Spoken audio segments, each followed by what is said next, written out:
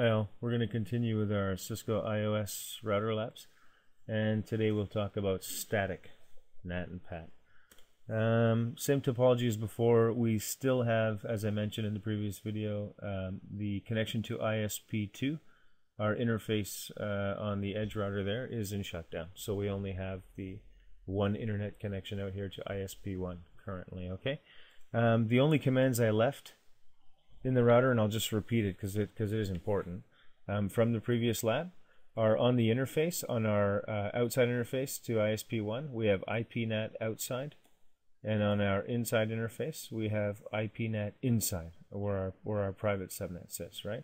And again, the interface to ISP2 is in shutdown, so that one isn't doing anything. And we have the default route.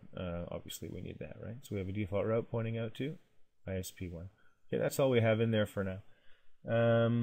So let's get to it. We'll do static NAT this time. We're talking about, right? Let's go config mode. Okay, so similarly to the dynamic commands, you need to do IPNAT inside source. But here last time we were pointing to a list, right? We're going to say source static because we're creating static NAT, right? And you want the IP address on your inside, who's going to be natted, and then what you want him to be natted to. We'll give him .10 on the outside. That's it. Enter. IPNAT inside source static PC1, and we're going to make him .10 on the outside. So if we go to PC1, telnet to pub1.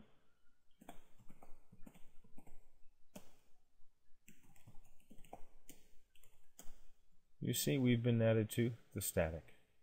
Okay, so in the router, we can do a show IPNAT translations. And first off, I'll mention that when you put a static in an iOS router, you get this placeholder here all the time. So we know that PC1 is .10 on the outside, and it's just a placeholder, right? You never see the protocol or the outside IP because it's just there. Because you have a static, he's holding a place for him.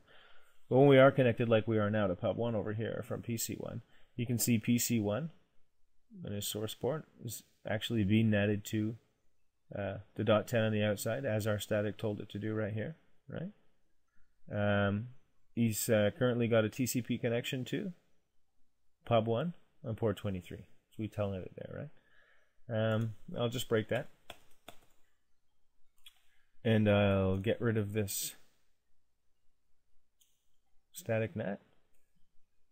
It's going to ask me if I want to delete anything related to that, right? We'll just say yes, get rid of it all.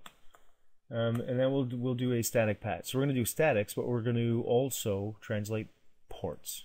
Okay, so that's the PAT part of it. So again, we'll do an IPNAT inside source static, and here we're going to specify the protocol. You can do UDP. We're just going to do TCP right now.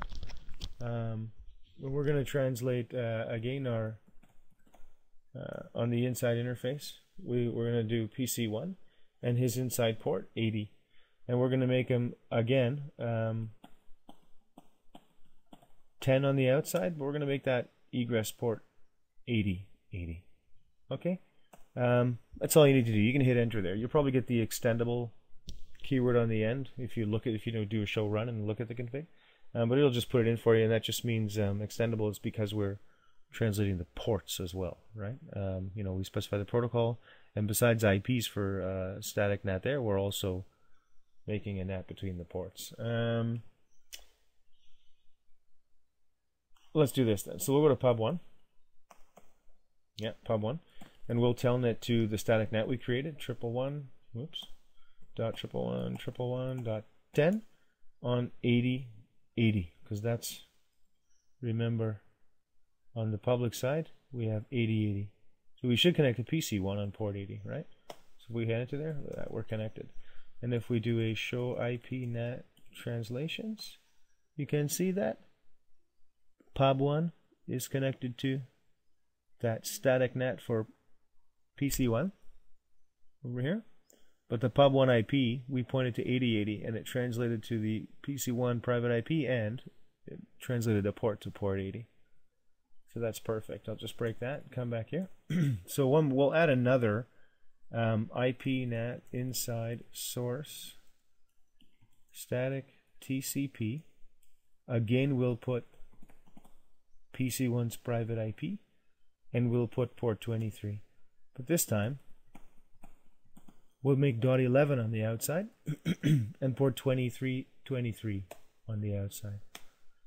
If we come back to pub1, and we make another connection towards, well,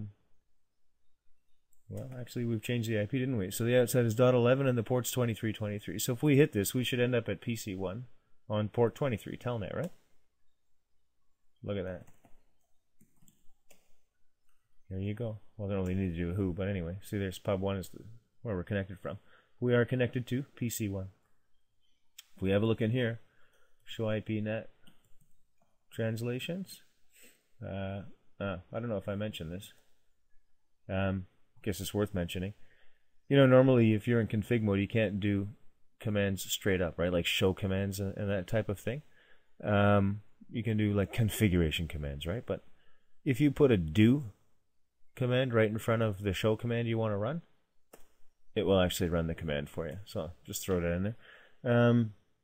So you can see that pub1 is connected to .11 on the outside, and he connected to port 2323, but then that sent all that to PC1 on the inside on just plain old port 23.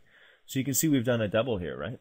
We've got two public IPs statically natted to one internal host, and he's natting two different public ports to two different internal ports, right?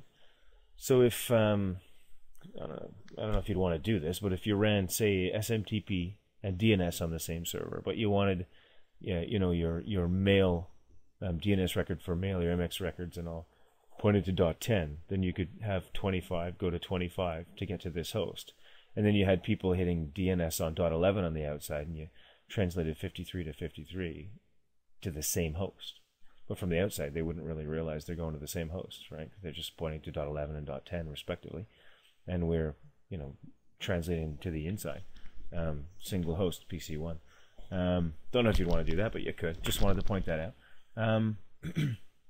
I think those are the basics of static NAT and static PAT. Let's probably see how you get them used most. So the first example was a straight one-to-one translation. So that would be all ports and everything, right? It was just 10, 10, 10, 10 was 111, 111, 111.10. Done. That was it. And again, bidirectional, so you can connect from inside out and outside in using that NAT. And same goes for this static NAT, but this one you specify the protocol and the port numbers on the ingress and egress sides, and they don't have to be the same. You don't have to have 80 on outside, 80 on inside. You can have 80, 80 on the outside and 80 on the inside, or whatever you wanted, right? So you can translate the ports along with it. And again, it's a static NAT translation, so you got a placeholder here when you do a show IP NAT translations in the device, and bidirectional. So those are the basics. And as I said, with dynamic NAT and PAT, there are many more ways you can configure this. There's a lot of other keywords you can put in, but these are the basics, and I'm probably just about out of time my my allowable YouTube video length, so I'm going to leave it like this. If you have any other you know, if you have any specific questions or something you want me to do a video on to explain in more detail, I can just leave me a note on YouTube and I'll do my best to get back to you. Thanks for watching.